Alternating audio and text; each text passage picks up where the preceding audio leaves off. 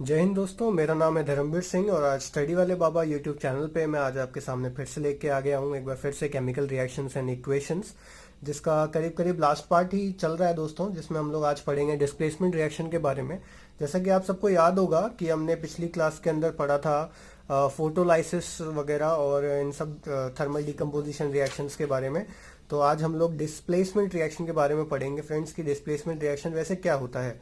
ठीक है, the reaction in which one element takes place of another element in a compound are known as displacement reaction। एक ऐसी reaction जिसके अंदर एक एलिमेंट दूसरे एलिमेंट की जगह ले ले, उसी को डिस्प्लेसमेंट रिएक्शन कहते हैं। मतलब कुल मिला के उसको डिस्प्लेस कर दे, उसको डिस्प्लेसमेंट रिएक्शन कहते हैं। और डिस्प्लेस कैसे करेगा, किस कैटेगरी में करेगा, याद रखिएगा, जो ज्यादा रिएक्टिव एलिमेंट है वो लेस रिएक्टिव एलिमेंट को डिस्प्लेस कर देगा रिएक्शन में से। The more reactive element displaces the less reactive element from its compound. ठीक है, जो ज्यादा है वो कम वाले को डिस्प्लेस कर देगा। ओके, अब देखिए next point, reactivity is studied by reactivity series. जो हम रिएक्टिविटी अब कैसे मान सकते हैं हम लोग कि कौन सा ज्यादा रिएक्टिव है कौन सा कम रिएक्टिव है, तो उसके लिए एक रिएक्टिविटी सीरीज होती है जिसको हमें थोड़ी याद करनी पड़ेगी, जो कि मैं आपको बताऊंगा आज के सेशन में। जैसे कि उसके अंदर हम लोग पढ़ेंगे रिएक्टिविटी सीरीज में अलग अलग तरह के एलिमेंट्स होते हैं। कुछ होते हैं जो हाईली रिएक्टिव होते हैं, कुछ होते हैं जो मॉडरेट रिएक्टिव होते हैं और कुछ होते हैं जो बहुत ही ज्यादा लीस्ट रिएक्टिव होते हैं, जिसे हमें टॉप टू बॉटम पढ़ना है। ठीक है फ्रेंड्स, अब चलिए रिएक्टिविटी सीरीज के बारे में हम लोग देखते हैं जरा रिएक्टिविटी सीरीज क्या है, एक बार इसको पढ़ लेते हैं।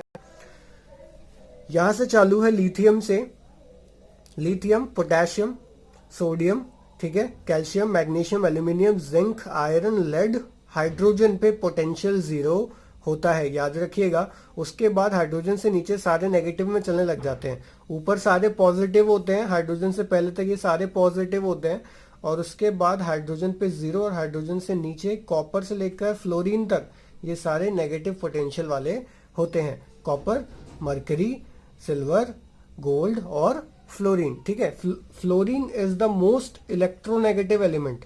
क्या है, फ्लोरीन पूरे पीरियोडिक टेबल का सबसे ज्यादा मोस्ट इलेक्ट्रोनेगेटिव एलिमेंट है, बहुत ज्यादा इलेक्ट्रोनेगेटिव है। ठीक है, और लिथियम पूरे पीरियोडिक टेबल का मोस्ट इलेक्ट्रो पॉजिटिव एलिमेंट है। क्या है ये, इलेक्ट्रो पॉजिटिव एलिमेंट है।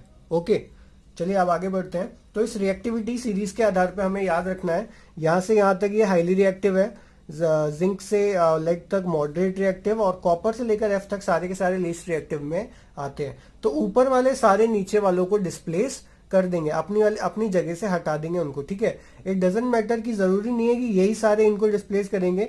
लिथियम के को कर सकता है, के एन ए को करेगा, एन ए सी ए को भी कर सकता है, और सी एम जी को भी कर सकता है। मतलब इस तरीके से चाहे कुछ भी हो जाए, ऊपर वाला ही नीचे वाले को डिस्प्लेस करेगा, चाहे वो एक कैटेगरी में आता हो या नहीं आता हो, इससे कोई मतलब नहीं है। ओके, चलिए अब आगे देखते हैं, एक एग्जाम्पल के तौर पे इसको पढ़ के देखते हैं। जैसे कि हमारे पास यहाँ पर है कॉपर सल्फेट और साथ में है आयरन। ये है कॉपर सल्फेट CuSO4 जो कि ब्लू कलर का होता है, और साथ में आयरन के हमने एक नेल मान के चलिए, कॉपर सल्फेट सोल्यूशन के अंदर आयरन नेल एक कील डाल दी है उसके अंदर। तो हम कुछ देर बाद जब देखेंगे तो कॉपर सल्फेट का ब्लू सोल्यूशन फेड होने के साथ साथ ग्रीन कलर में तब्दील होने लग जाता है, जो कि ग्रीन कलर का सोल्यूशन बनता है FeSO4 का। फ्रेंड्स, आपको याद होगा FeSO4 हम लोगों ने किया था थर्मल डिकम्पोजिशन में, जिसमें हमने हीट किया था FeSO4.7H2O को, जिसमें टूट गया था Fe2O3 plus SO2 plus SO3 में, है ना।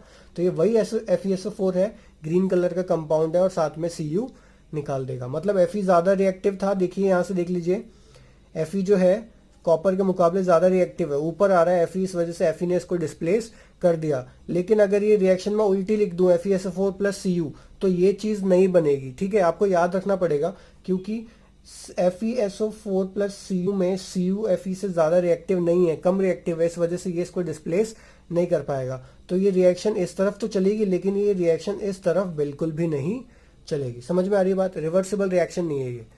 अब दोस्तों आगे देखते हैं हम लोग, वेन अब जैसे कि इसी रिएक्शन के बारे में, जब एक आयरन मेटल का पीस हम लोग कॉपर सल्फेट में डाल देते हैं तो ग्रीन कलर का कंपाउंड बनने लग जाता है। आगे देखिए, यही ग्रीन कलर का ब्लू कलर का जो अपने पास कॉपर सल्फेट है, इसके अंदर जिंक डाल के देखिए, ये बना देगा ZnSO4 और प्लस Cu। ठीक है, ZnSO4 प्लस Cu बना देगा ये। अब तो ZnSO4 प्लस Cu ये बना देगा ZnSO4 जिंक सल्फेट, जो कि कलरलेस होता है। अब देखिए जरा, हम अगर एक लेड को CuCl2 के अंदर डालते हैं क्यूप्रिक क्लोराइड के अंदर। याद रखिएगा क्यूप्रिक क्लोराइड दोस्तों ग्रीन कलर का होता है।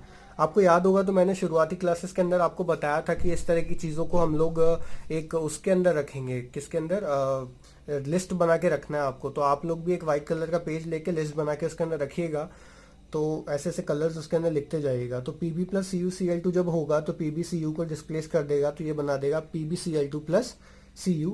अगले एग्जाम्पल में देखिए AgNO3 प्लस Cu। अगर सिल्वर नाइट्रेट कॉपर के साथ रिएक्ट करता है तो कॉपर सिल्वर नाइट्रेट में सिल्वर को डिस्प्लेस करके कॉपर नाइट्रेट और सिल्वर बाहर निकाल देगा।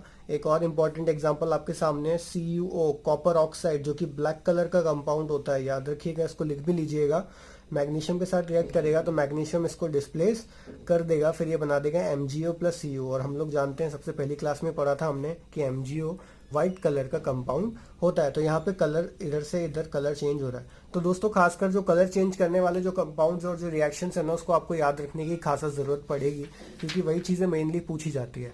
अब आगे बढ़ते हैं एक आखिरी रिएक्शन पे, डिस्प्लेसमेंट रिएक्शन की। देखिएगा, ये बहुत ही इंपॉर्टेंट, बहुत ही ज़्यादा इंपॉर्टेंट रिएक्शन है बोर्ड के हिसाब से। इसे कहते हैं थर्माइट रिएक्शन। क्या कहते हैं? Thermite reaction. थर्मा मतलब टेम्परेचर, हम जानते हैं। क्यों कहते हैं सर थर्माइट रिएक्शन?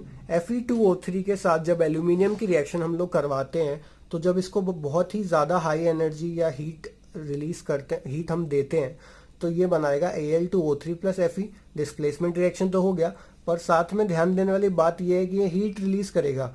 ये इतनी ज़्यादा हीट रिलीज करेगा दोस्तों कि आयरन जो सॉलिड फॉर्म में निकलना चाहिए वो निकलता है लिक्विड फॉर्म में। इसका मतलब वो निकलेगा मॉल्टन फॉर्म में, पिघला हुआ, गलता हुआ, मतलब आप ये कह सकते हैं पिघला हुआ आयरन मॉल्टन स्टेट में मैग्मा फॉर्म में निकलेगा। ठीक है, इतनी ज़्यादा हीट रिलीज होती है, इस वजह से इसको हाईली एक्सोथर्मिक रिएक्शन या फिर थर्माइट रिएक्शंस कहते हैं। अब आ जाइए डबल डिस्प्लेसमेंट रिएक्शन में फ्रेंड्स। डबल डिस्प्लेसमेंट रिएक्शन क्या होती है? जैसा कि डिस्प्लेसमेंट रिएक्शन थी, सेम वही है double displacement reaction. Displacement reaction में एक चीज दूसरे को डिस्प्लेस कर रही थी। डबल डिस्प्लेसमेंट रिएक्शन के अंदर दो कंपाउंड्स होंगे, जिसके अंदर दोनों अलग अलग आयंस, दोनों कंपाउंड्स के आयंस एक दूसरे में एक्सचेंज करेंगे। ठीक है, दो कंपाउंड रिएक्ट करेंगे, उनके बीच में आयंस का एक्सचेंज होगा, जिससे दो नए कंपाउंड्स बन जाएंगे। उसी को कहते हैं double displacement reaction. For example आपके सामने ये रहा एक double displacement reaction. AgNO3 plus NaCl, दोनों एक्वस है। इसने बनाया AgCl प्लस NaNO3। याद रखिएगा दोस्तों, AgCl जो यहाँ पे बना है वो बना है प्रेसिपिटेट। आप में से जिन लोगों को ये दिक्कत होगी कि प्रेसिपिटेट सर हमें कैसे मालूम चलेगा कि प्रेसिपिटेट बन रहा है कि नहीं बन रहा, मैंने आपको याद कीजिए, मैंने आपको बताया था कि कभी भी एक्वस के साथ एक्वस जब रिएक्ट करता है तो मोस्टली प्रेसिपिटेट बनता है, और कभी भी एक्वस के साथ जब कोई गैस पास कराई जाती है तो प्रेसिपिटेट बनता है। ठीक है, और वैसे भी अगर आप ऐसे नहीं भी याद रखें तो कुछ गिने चुने ही रिएक्शन है 10th के क्लास के सिलेबस में, तो अगर आप उनको पढ़ भी लेते हैं, रट भी लेते हैं, तो भी आपका काम चल जाएगा। पर बेहतर रहेगा आप इसको याद कर लीजिए, एक्वस प्लस एक्वस ये कोई भी प्रेसिपिटेट बनाएगा। ठीक है, अब प्रेसिपिटेट यहाँ पे क्यों बन रहा है दोस्तों, मैं एक काम की बात बताता हूँ। ये डबल डिस्प्लेसमेंट रिएक्शन है। ज्यादातर double displacement reaction, most of the reactions are PPT. ज्यादातर double displacement reactions precipitation reaction होते हैं, लेकिन सारे नहीं होते। All double displacement reactions are not PPT reactions. ठीक है, सारे नहीं होते, पर ज्यादातर पीपीटी रिएक्शंस होते हैं। जैसे कि फॉर एग्जांपल आपके सामने ये रहे 3 एग्जांपल्स, देखिएगा। BaCl2 एक्वस, Na2SO4 एक्वस जब रिएक्ट करेगा तो BaSO4 सॉलिड बनाएगा और NaCl बनाएगा। यहाँ पे भी पीपीटी बन रहा है। CuSO4 copper sulphate blue colour का एक्वस और H2S हाइड्रोजन सल्फाइड एक्वस जब मिलेगा तो ये बनाएगा CuS कॉपर सल्फाइड और H2SO4, ये भी एक ब्लैक कलर का प्रेसिपिटेट बनाएगा। तो ये दोनों तो पीपीटी के रिएक्शन हो गए। अब एक बिना पीपीटी वाली रिएक्शन देखिए, यहाँ पे आ रही है आपके सामने।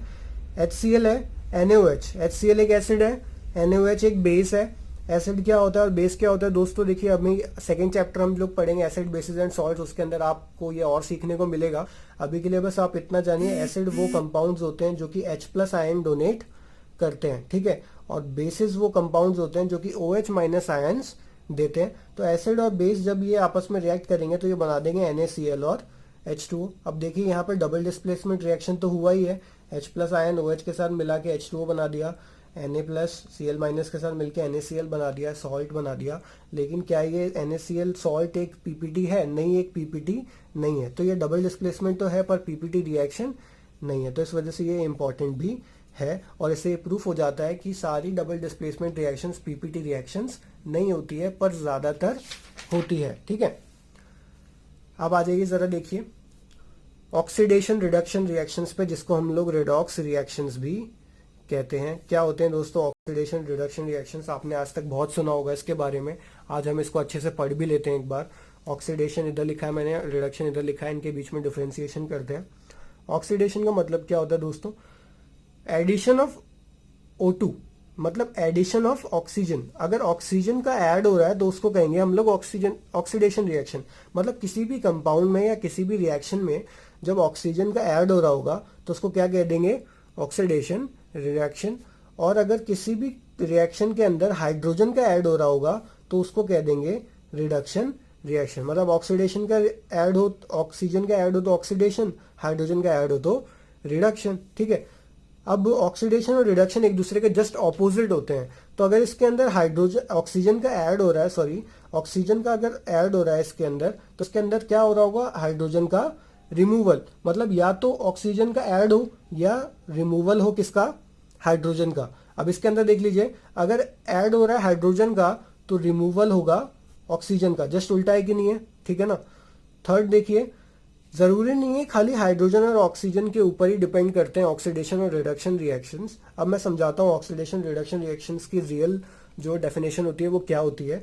किसी भी इलेक्ट्रोनेगेटिव एलिमेंट का अगर ऐड हो जाए तो भी वो ऑक्सीडेशन कहलाता है। देखिए आपको दोस्तों याद होगा oxygen O-2 negative reaction, negative anion है ये एक तरह का।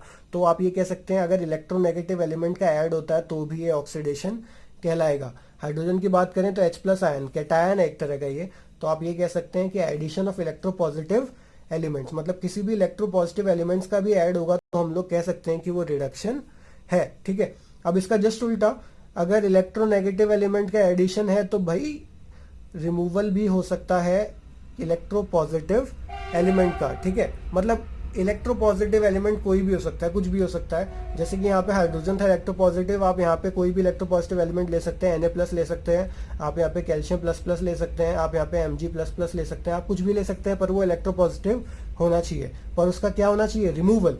यहाँ पे इलेक्ट्रोनेगेटिव का रिमूवल होना चाहिए। जैसे कि आप मान के चलिए ऑक्सीजन के अलावा आप Cl- ले लीजिए, ठीक है, Br- ले लीजिए, I- ले लीजिए, आप कुछ भी माइनस ले लीजिए, F- ले लीजिए, चलेगा, लेकिन वो इलेक्ट्रोनेगेटिव होना चाहिए। तो उम्मीद करता हूँ आपको ये समझ में आ गया होगा। एक रेडॉक्स रिएक्शन के एग्जाम्पल देख लीजिए, यहाँ पे आपके सामने कुछ रेडॉक्स रिएक्शन के एग्जाम्पल है। उससे पहले मैं आपको ऑक्सीडेशन और रिडक्शन तो आपको समझ में आ गया ना, मतलब addition of oxygen, addition of hydrogen, removal of hydrogen, addition of hydrogen. तो इससे अब हम आगे बढ़ते हैं एक चीज़ पे, एक रिएक्शन आपके सामने यहाँ पे दी हुई है। इसको करने से पहले हम एक और इम्पॉर्टेंट चीज़ पढ़ेंगे, उसके बाद आपको ये रिएक्शंस और भी अच्छे से समझ में आएगी। ज़रा दोस्तों ध्यान दीजिएगा, रिड्यूसिंग एजेंट किसे कहते हैं और ऑक्सीडाइजिंग एजेंट किसे कहते हैं? The substance which gets oxidised is reducing agent. एक रिएक्शन के अंदर वो सब्सटेंस जिसका खुद का क्या हो जाए? ऑक्सीडेशन, मतलब जो वो खुद ऑक्सीडाइज हो जाए उसी को रिड्यूसिंग एजेंट कहेंगे। याद रखिएगा, जो खुद का, जिसका खुद का ऑक्सीडाइज हो जाए उसको रिड्यूसिंग एजेंट कहेंगे। मतलब आप खुद सोचिए, वो ऑक्सीडाइज होगा, खुद ऑक्सीडाइज होगा, इसका मतलब खुद क्या लेगा? ऑक्सीजन लेगा। तो खुद ऑक्सीजन लेगा, मतलब जब उसका खुद का ऑक्सीडेशन होगा तभी तो वो दूसरे का रिडक्शन करेगा, इस वजह से वो रिड्यूसिंग एजेंट कहलाएगा। समझ में आ रही है बात? तो उसका जस्ट उल्टा ऑक्सीडाइजिंग एजेंट, वो सब्सटेंस जिसका खुद का रिडक्शन हो जाए उसको ऑक्सीडाइजिंग एजेंट कहेंगे। जैसे कि आपके सामने ये एक एग्जांपल है यहाँ पे CuO+H2 का, जिसको हम लोग अभी करते हैं। ठीक है, CuO+H2 का एग्जांपल ध्यान दीजिएगा, यहाँ पे CuO कॉपर ऑक्साइड, ठीक है, इसके साथ ऑक्सीजन मिला हुआ है फ्रेंड्स। अगर हम बात करें यहाँ से यहाँ तक जब ये जा रहा है तो इसका यहाँ से यहाँ तक का सफर आप देखिए, यहाँ पे तो कॉपर के साथ ऑक्सीजन है, यहाँ पे नहीं है। तो ऑक्सीजन का हटना, रिमूवल ऑफ ऑक्सीजन क्या कहलाता है? रिडक्शन कहलाता है। तो क्या मैं कह सकता हूँ कि यहाँ पे क्या हो गया? इसका रिडक्शन हो गया। ठीक है, अब यहाँ पे देखिए हाइड्रोजन है दोस्तों, हाइड्रोजन के साथ ऑक्सीजन ऐड हो गया, और ऑक्सीजन का ऐड होना क्या कहलाता है? Addition of oxygen, oxidation. तो इसका मतलब यहाँ पे बेसिकली क्या हो गया? ऑक्सीडेशन। क्या हो गया यहाँ पे? Basically oxidation. अब याद रखिएगा दोस्तों, इसका रिडक्शन हो गया यहाँ पे, ठीक है, इसका रिडक्शन हो गया यहाँ पे, पर इसमें से ऑक्सीजन क्या हो रहा है, रिमूव हो रहा है। क्या हो रहा है, ऑक्सीजन रिमूव हो रहा है। तो ऑक्सीजन रिमूव होना क्या कहलाएगा, रिडक्शन। इसका मतलब क्या मैं इसको रिडक्शन, ऑक्सीजन का रिमूव होना क्या कहलाएगा, रिडक्शन। तो मैंने आपको याद कीजिए, बताया था मैंने कि जो सब्सटेंस जिसका खुद का रिडक्शन होगा वो क्या कहलाएगा, ऑक्सीडाइजिंग एजेंट। इसका मतलब CuO यहाँ पे क्या कहलाएगा, ऑक्सीडाइजिंग एजेंट। ठीक है।